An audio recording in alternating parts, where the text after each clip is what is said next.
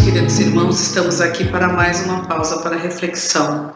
Nós vamos iniciar uma espécie de série sobre o assunto conquistando e desenvolvendo nossas virtudes. Nós vamos nos basear num dos estudos da FEB, nos estudos aprofundados da doutrina espírita. Começamos com o texto de Vinícius da obra Em Torno do Mestre. A Suprema Conquista.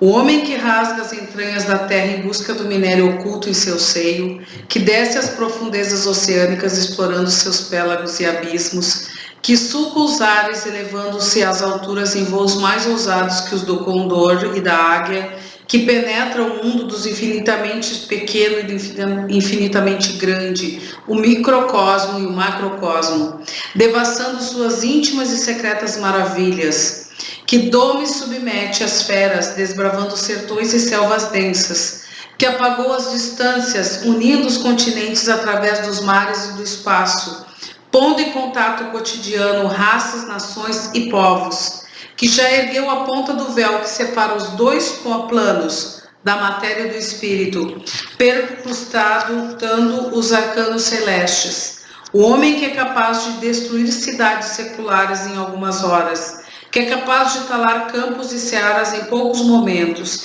que é capaz de dizimar multidões, estendendo o negro véu da orfandade sobre milhares de crianças, é incapaz de vencer vícios vulgares e rasteiros, como os do jogo, do álcool, dos entorpecentes, do tabaco e outros.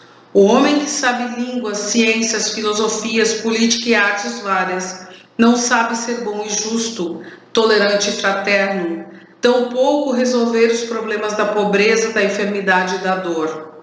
Finalmente, o homem que tanto tem conquistado e tanto tem conseguido, ainda não conquistou a si mesmo, ainda não conseguiu domar e vencer suas próprias paixões. Esse texto, chamado Suprema Conquista, nos faz refletir das dificuldades que temos em verdadeiramente sermos donos de nós mesmos, na medida em que pudéssemos ter a capacidade de domar essas más inclinações que ainda temos, de nos descobrirmos na profundeza de nós mesmos e sabermos qual a medida que temos diante de tudo. Mas esse desenvolvimento das virtudes, que é cada vez mais urgente para que possamos transformar a sociedade, exige de nós alguns passos.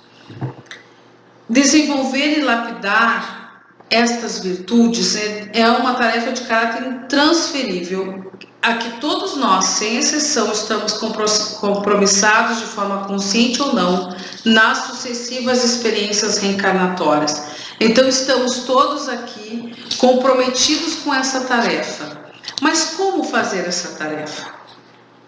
É preciso lembrar que nessa transição evolutiva em que nos encontramos em nossa casa planetária, estamos diante de um elevado desafio: conquistar e desenvolver valores morais, que é o único caminho para atingirmos a felicidade real e a perfeição possível, a que estamos destinados pela inteligência suprema, que é Deus. Quais recursos nós poderíamos utilizar para chegarmos neste patamar? Existem vários caminhos. A trajetória nos aponta que o primeiro caminho que precisamos compreender, e é sobre esse caminho que nós vamos falar hoje, é a educação da vontade. Tomás de Aquino, interpelado por certa senhora de alta sociedade sobre o que se fazia preciso para ganhar o céu, respondeu a essa senhora: querer. Uma vontade frouxa, deseducada, é a causa dos fracassos, dos desapontamentos, das quedas e das humilhações por que passamos na trajetória da existência. A maioria dos erros que cometemos são atos de fraqueza moral. Os vícios dominam-nos, a cólera arrebata-nos, o ciúme consome-nos, a ambição perturba-nos, o orgulho cega-nos, o egoísmo envilece-nos, dissimulamos a cada passo, abafando a verdade, preterindo a justiça, pactuando com a iniquidade. E tudo por quê? Por fraqueza.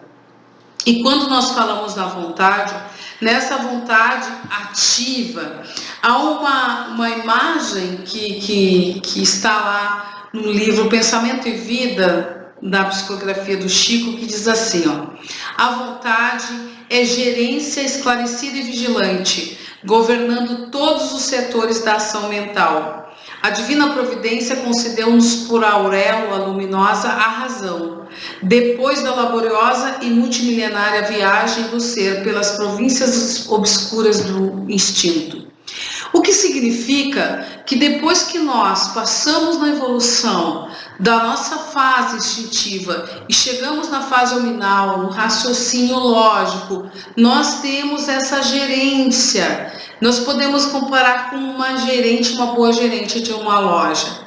Quando a gerente é boa, ela faz com que a loja, quando a gerência é boa, ela faz com que a loja progrida, tenha sucesso, porque ela administra com qualidade aqueles que trabalham, ela administra o público que chega, ela tem uma visão bem rica a respeito de tudo que acontece, desde que tenha eficiência. Se nossa vontade for essa gerência eficiente, nós vamos angariando os recursos para desenvolver os potenciais que possuímos. É por isso que quando nos questionamos por que não atingimos, na maioria das vezes, porque não temos essa gerência qualificada. E para que nós possamos ter essa qualificação, nós precisamos sair dessa fase instintiva, de sermos levados apenas pelas paixões, digamos, mundanas, onde nós somos levados pelos nossos instintos e deixamos de lado a sublimidade do nosso potencial como seres já evoluídos em termos de pensamento. Por isso, esse raciocínio, essa capacidade de entender e optar pela melhor opção é da nossa gerência. É ela que vai comandar esse campo mental, porque a vontade é que domina o pensamento. Muitas vezes as pessoas dizem assim: a carne é fraca, eu sucumbi porque a carne é fraca. Quem é fraco é a gerência, que não comandou este pensamento e fez com que o corpo, a carne fraca, fosse submetido e pudesse dominar o que nós chamamos de instinto.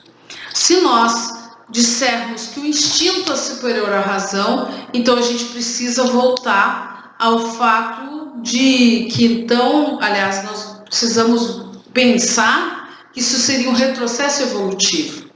A partir do momento que nós chegamos no reino nominal, no reino do raciocínio e do entendimento, somos capazes, sim, de domar muitas dessas nossas questões instintivas. É lógico que eu não estou falando das questões básicas, né, meus irmãos, como alimentar-se, preservar-se de perigos. Isto, o instinto nos auxilia para que possamos sobreviver em termos físicos. Estou falando de coisas que nós podemos vencer se pensarmos antes de fazer e qualificarmos nossa vontade. Crê-me, é preciso cada dia fortalecer essa gerência. E fortalecendo de que forma? Estimulando a nossa vontade. A nós mesmos estimulando e pensando, somos capazes sim, podemos conquistar, podemos fazer, podemos ser aquilo de bom que desejamos. Como dizia Paulo de Tarso, muitas vezes a gente sucumbe pensando o seguinte: faço o mal que não quero e deixo de fazer o bem que desejo, né, que quero fazer. Mas nós podemos pensar através da vontade, estabelecendo o equilíbrio e fazendo o que desejamos. Reflitamos sobre isso, queridos irmãos, neste começo de etapa, que possamos valorizar esse primeiro ponto, educar nossa vontade, para chegarmos em nossas conquistas.